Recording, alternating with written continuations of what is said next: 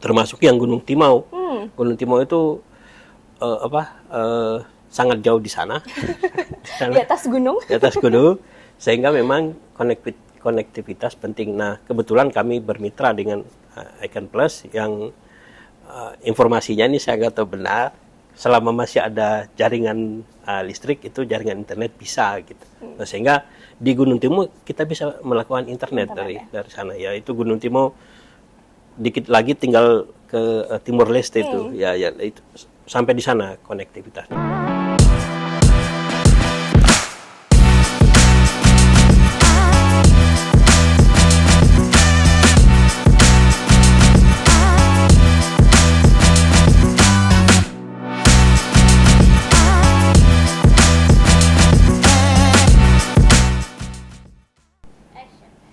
Halo Netikan, Assalamualaikum warahmatullahi wabarakatuh. Halo, welcome to Icon Talks, inviting the most iconic people. Bersama saya tentunya, Sekar Ayu yang akan menemani perbincangan kita pada kesempatan kali ini. Senang sekali rasanya saya dapat menyapa teman-teman semua dimanapun Anda berada. Apa kabarnya? Semoga semua selalu sehat dan berbahagia. Tema kita hari ini sangat menarik sekali terkait dengan koneksi tanpa batas, kolaborasi BRIN dan PLN Icon Plus untuk inovasi berkelanjutan. Seperti yang sudah kita tahu bahwa internet saat ini bukan sekedar sebagai kebutuhan sekunder, melainkan sudah berubah menjadi kebutuhan primer. Kita dapat berkomunikasi, berkoneksi, berkolaborasi, atau bahkan menciptakan inovasi dari penjuru energi karena adanya jaringan internet. Dan hari ini kita akan membahas tentang bagaimana koneksi internet berperan penting dalam mendorong riset dan inovasi. Tentu saya tidak sendirian hari ini, telah bergabung bersama saya Bapak Zainal Akbar selaku Kepala Pusat Data dan Informasi Badan Riset dan Inovasi Nasional. Assalamualaikum Bapak. Waalaikumsalam. Apa kabarnya Bapak Zainal? Alhamdulillah Akbar? sehat. Boleh disapa netikannya? Netikon, ya selamat siang. Terima kasih sudah diberi kesempatan untuk sharing. Moga-moga kolaborasi kami dengan Icon Plus bisa berlanjut. Kami yang memberikan terima kasih banyak kepada Bapak Zainal Akbar karena hari ini menyempatkan waktunya. Oke, siap. Kalau nggak kayak gini kita mungkin nggak akan ketemu kali ya Pak. Betul. Saya izin bacakan profil Bapak sedikit Boleh. Nah, sebagai perkenalkan, ini netikan, untuk Bapak Zainal Akbar ini lulusan S1 dari STIMIK di Panigara Makassar ya, dan S2 di Institut Teknologi 10 November dan S3-nya di University of Innsbruck, Austria. Bergabung di BRIN sejak tahun 2005, pengalamannya sudah banyak sekali. Ya, adalah beberapa ya, dari tahun 2005 sampai 2025 sekarang. Ya, sudah 20 tahun. Kalau punya anak kayaknya udah mau lulus kuliah ya ini. Ya, betul. Dari tahun 2005 sampai tahun 2025, boleh diceritakan sedikit Pak perjalanan karirnya seperti apa? Baik. Pertama bergabung itu dulu namanya masih LIPI dulu, BRIN belum ada. 2005 itu masih di LIPI, itu di Pusat Penelitian Fisika dulu justru. Salah satunya itu terkait dengan komputasi. 2005, kemudian saya sekolah, pas belum kembali itu sudah pergantian dari LIPI menjadi BRIN. Namanya BRIN. Sehingga yang tadinya itu saya di fisika, karena background saya informatika, itu diminta untuk pindah ke dulu namanya Pusat Penelitian Informatika. Nah, kemudian Pusat Penelitian Informatika itu lokasinya di Cibinong dulu, saya di Cibinong. Kemudian itu dipecah lagi menjadi dua, Pusat Riset Komputasi, kemudian Pusat Riset Sains dan Sains Data dan Informasi.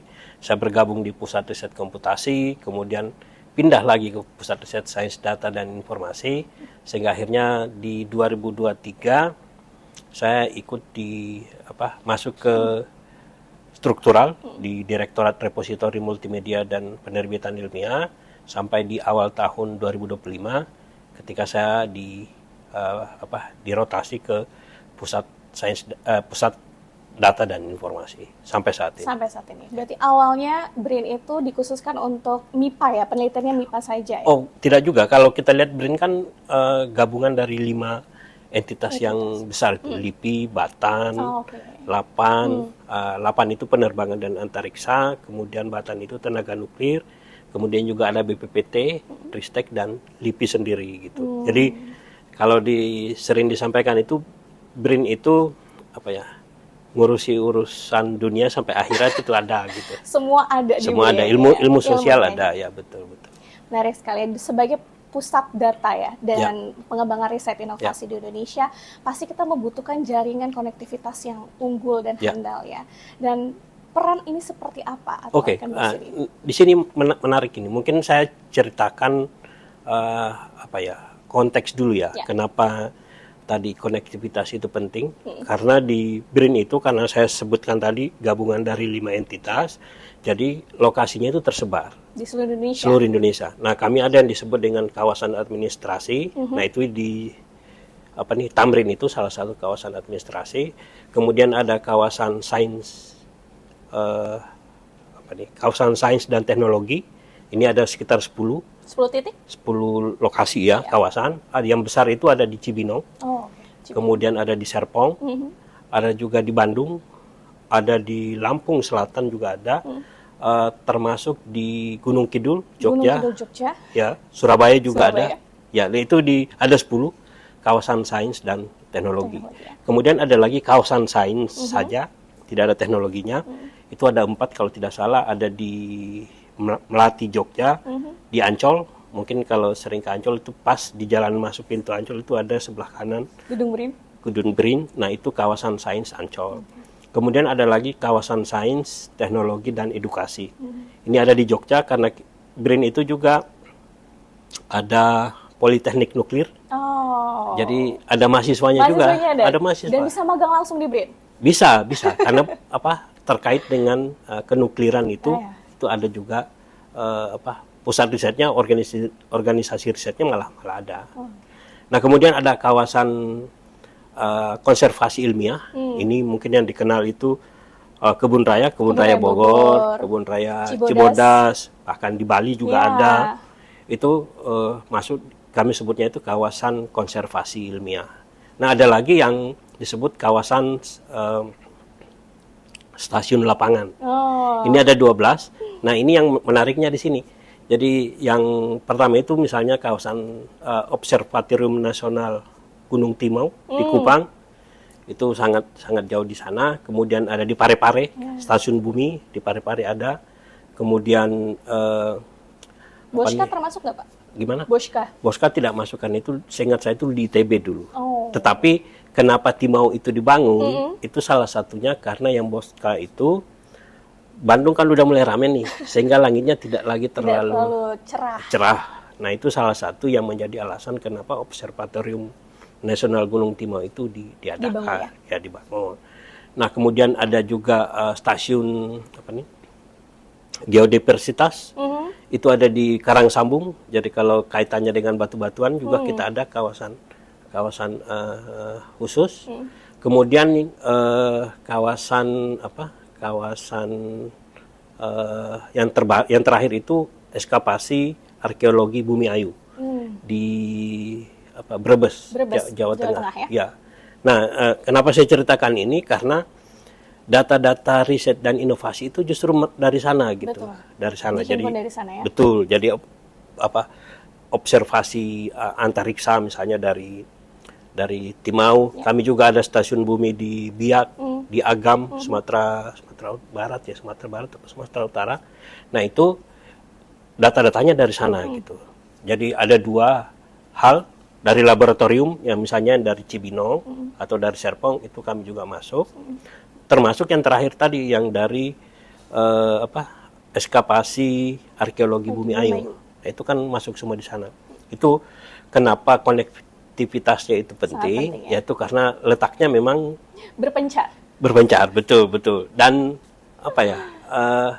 misalnya kasus yang terakhir yang di Bumi Ayu itu kan sama sekali seperti membuka jalanan baru, jadi konektivitas itu belum ada, ya? Betul, jalanannya bahkan baru dibangun. Termasuk yang Gunung Timau. Gunung Timau itu sangat jauh di sana. Di atas gunung. Sehingga memang konektivitas penting. Nah, kebetulan kami bermitra dengan Icon Plus yang informasinya ini saya nggak tahu benar, selama masih ada jaringan listrik, itu jaringan internet bisa gitu. Nah, sehingga di Gunung Timur kita bisa melakukan internet dari sana. Ya itu Gunung Timur dikit lagi tinggal ke Timor Leste itu. Ya itu sampai di sana konektivitasnya. Dan itu bagi kami di pusat data sangat terbantu karena data-data itu kan perlu dihimpun. Kami punya 2 data center di Cibinong dan Serpong. Itu semuanya mengalir ke sana. Jadi, termasuk yang dari stasiun bumi. Stasiun bumi itu kan ngambil dari satelit. Ditangkap stasiun bumi itu disimpan di kami. Jadi bisa saya simpulkan bahwa konektivitas ini sangat penting karena BRIN ini tersebar di seluruh Indonesia dengan berbagai struktur dan infrastruktur yang mungkin tidak semuanya merata. Kayak di Gunung Timur tadi baru dibangun, bahkan yang di Bingayu juga, walaupun Jawa Tengah kan masih dekat ya istilahnya dengan DKI Jakarta, tapi ternyata masih nol ya infrastruktur di sana ya. Oke, kalau tadi Bapak mention salah satunya kenapa pakai Iconnet ini karena di mana ada jaringan listrik di situ bisa ada jaringan internet. Awal mula cerita kerjasama ini bisa terjalin seperti apa? Nah, kalau di kita kan karena pemerintah kan, jadi sistemnya kan tetap lelang terbuka kan. Nah, kalau ditanyakan kenapa Icon Plus, karena memang itu yang sesuai dengan spek yang dibutuhkan gitu. Jadi tentu saja kami nggak milih-milih ya, tetapi karena kebutuhan realnya seperti itu di lapangan, ya akhirnya Icon Plus yang terpilih. Gitu. Kalau itu dan terus terang bukan saya milih lah ya, bukan subjektivitas, murni ada bagian yang pengadaannya sendiri. Kami di Pusat Data dan Informasi adalah mengelola itu. Layanan apa yang saat ini digunakan oleh BRIN? Pertama itu yang konektivitas sudah pasti. Kemudian juga kami punya salah satu target kami itu kan layanan yang terutama layanan publik itu kan 24 jam kan. Sehingga kami menggunakan juga cloud. Jadi semua mungkin hanya tinggal 1% yang tidak ada di cloud. Semua terutama layanan publik kami itu sudah di cloud, ada di Icon Plus juga. Sehingga yang itu tadi supaya tetap 24 jam itu tetap terjalani, itu menggunakan layanan itu. Menarik sekali. Berarti secara garis besar dengan kolaborasi bersama Icon Plus ini dapat meningkatkan infrastruktur juga yang ada di BRIN ya, termasuk infrastruktur digital tadi ya. Nah, kalau perubahan dari tugas kita sehari-hari sebagai pegawai ini Pak, ada nggak perubahan positif yang dirasakan setelah menggunakan Icon Plus ini seperti apa? Mungkin dilihat dari sini, customer kami kan ada 2 nih. Customer kami itu Pusat Data dan Informasi. Customer kami internal dan juga eksternal. Ya. Nah, karena kan BRIN ada 3 fungsi sebenarnya. BRIN mungkin ya ini saya nambah konteks lagi. 3 fungsi sebagai pendukung pengambilan kebijakan, kemudian executing agency disebutnya, pelaksana riset dan inovasinya, kemudian disebut juga funding agency gitu. Nah, sehingga customer kami itu tadi yang pendukung kebijakan berbasis bukti itu kan perlu didukung oleh data. Teman-teman periset juga perlu didukung oleh data. Sehingga data yang tadi saya ceritakan di awal kami kumpulkan itu kami layankan ke mereka gitu. Dipergunakan juga ke mereka misalnya apa nih, pengamatan atmosfer yang dari biak sana gitu, itu kami kumpulkan sehingga pusat riset teknologi satelit misalnya yang ada di Bogor itu bisa pakai gitu. Bisa pakai. Kemudian atau data citra satelit yang diterima di Parepare misalnya itu kami kumpul juga, kemudian bisa dipakai misalnya untuk menentukan area kebakaran hutan atau menentukan zona potensi penangkapan ikan, itu dari data-data itu gitu. Nah, untuk layanan eksternalnya kami di Pusat Data dan Informasi itu juga sebagai wali data. Wali data BRIN. Kalau mbaknya lihat di Indonesia kan punya kebijakan disebutnya Satu Data Indonesia itu. Satu Data Indonesia. Nah, kami itu pusat data dan informasi sebagai wali datanya untuk BRIN gitu. Jadi kalau ada yang meminta data itu melalui kami, termasuk kalau dari dalam mau meminta data ke lembaga lain itu juga melalui BRIN juga melalui pusat data dan informasi. Jadi itu disusun supaya tadi lalu lintas data itu bisa termonitor dengan baik. Gitu. Meminimalisir juga kalau ada kebocoran data atau lain sebagainya, Betul, ya Pak ya. betul, ya. Nah, tadi menarik juga bahwa ternyata data ini menjadi kajian ilmiah untuk menentukan area tangkapan ikan, tadi ya, area kebakaran hutan dan lain sebagainya. Jadi memang jangkauan internet dan konektivitas ini menjadi akar ya kalau bisa saya bilang ya untuk kita bekerja ya. Betul, betul. Kalau lihat di Undang-Undang Sinasiptek yang Undang-Undang Nomor 11 tahun 2019 itu di sana bahkan ada kewenangan yang disebutnya itu wajib serah, wajib simpan. Apa tuh Pak? Jadi data primer dan keluaran hasil riset yang terkait dengan riset dan inovasi itu wajib untuk disimpan.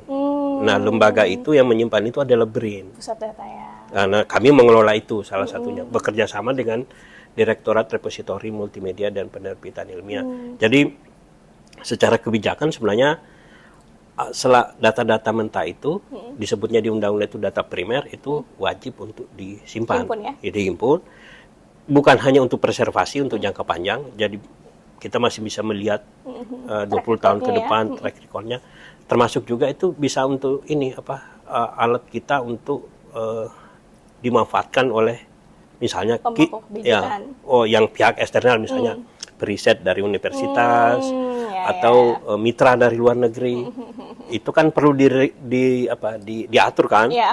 Nggak bisa datanya kita ambil ngasih mereka kan. Tiba-tiba dikasih gitu ya. Dikasih karena kan itu salah satu yang betul itu adalah kekayaan kita kan. Kekayaan intelektual bisa dibilang. Betul. Dan itu karena bentuknya digital kan agak beda nih. Kalau yang fisik kan bisa saja dibawa kan. Kalau yang fisik kan bisa dibawa kelihatan barangnya, tapi yang digital kan enggak, ditransfer kirim lewat email. Itu kita udah nggak tahu akan kemana gitu. Dan mungkin ada security sistemnya juga ya ketika mengirim data itu. Ya, nah itu ada di BRIN saat ini. Oke. Kalau nanti next time adakah pengembangan digitalisasi yang mungkin akan bekerja sama juga dengan Icon Plus? Ya mungkin yang sebenarnya ini sudah beberapa kali kita diskusikan dengan pihak Icon ya. Yang tadi itu konektivitas. Kita kan tempat risetnya itu misalnya stasiun lapangan tadi kan itu kan nggak di satu tempat kan. Beberapa titik ya. Iya, dari titik dan itu titiknya bisa berpindah. Betul. Bumi Ayu misalnya itu kan karena kebetulan lokasinya di sana. Bisa jadi tahun depan temukan ada situs baru, pindah lagi atau buat baru lagi gitu. Betul. Nah, sehingga itu yang pertama. Nah, yang kedua, karakteristik pengguna konektivitas tadi itu kan berbeda-beda. Kalau di kawasan administrasi mungkin di Tamrin seperti di sini, itu kan dari normal kan jam 9 sampai jam 3 gitu. Tapi orang di lapangan di Bumi Ayu misalnya jam 9 sampai jam 3 kan di lapangan kan gali-gali tanah kan. Mereka nggak pakai internet sama sekali gitu. Nanti mungkin malamnya baru pakai gitu. Ya. Betul. Nah, kemarin sempat ada diskusi nih saya sampai saat ini belum ada tindak lanjut. Belum bisa direalisasikan memang karena kendala teknis. Jadi apakah misalnya kita kan bicara bandwidth juga. Bandwidth itu kan itu yang yang sangat menentukan kecepatan kan.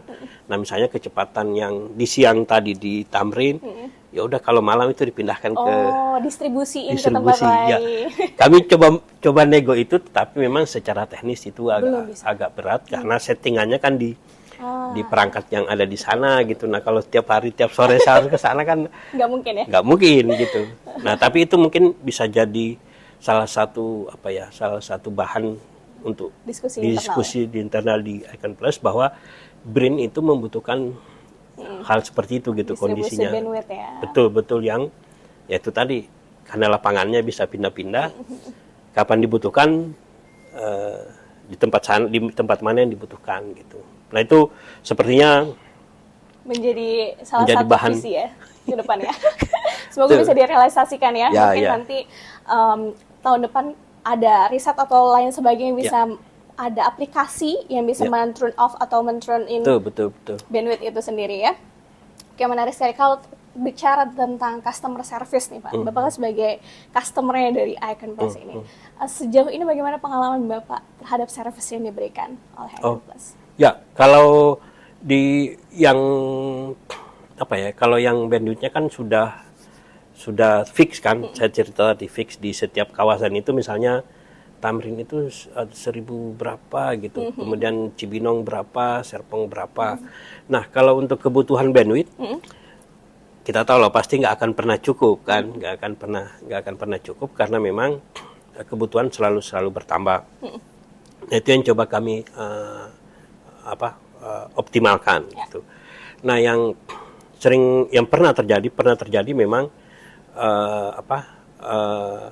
kadang jaringannya itu tidak sesuai dengan bandwidth. Okay. Nah, itu tapi untungnya teman-teman after sales-nya Icon itu cukup tanggap, responsif. Saya kebetulan ikut di grup WA-nya.